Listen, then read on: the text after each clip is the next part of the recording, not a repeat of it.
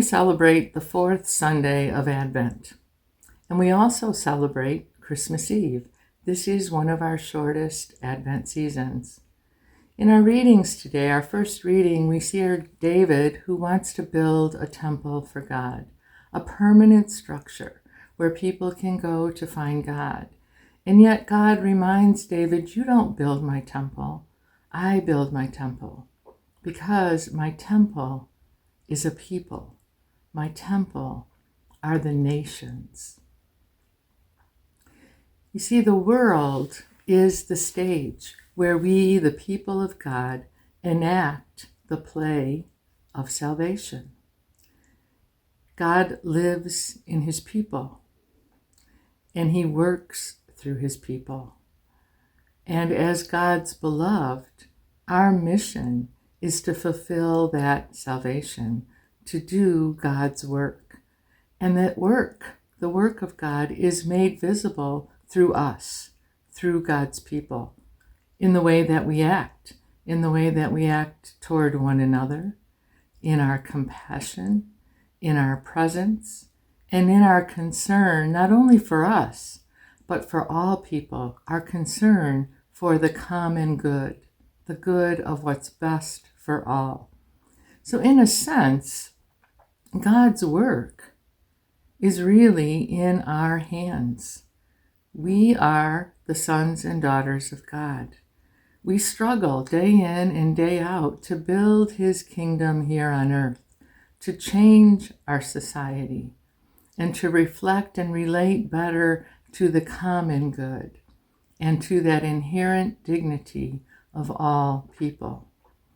Today, the fourth Sunday of Advent, in a sense, our Advent waiting is over. In the face of the impossible, God makes present the possible.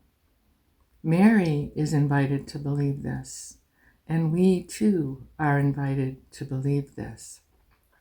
Haven't we all had those annunciation moments in our life where we are called to do something that we think might just be a little bit too impossible, not sure if we can do this? But we are asked, like Mary was asked, to believe that we are full of grace. We are God's beloved, and there's nothing we can't do if we do it with God. Think about those annunciation moments in your own life when we've been called to remember how beloved we are. And we've been invited to respond, yes. Yes to stepping out into some unknown territory. Yes to stepping out in faith and in trust, to swallow our fear and to respond to whatever situation is right in front of us. And maybe that's the question for us this Advent of 2023, this kind of shortened Advent, if you will, is to recognize those annunciation moments in our own hearts. To think about, are we going to resist those moments this year? Or are we going to ponder, as Mary pondered, those moments this year? We see today that Mary's yes reawakened hope.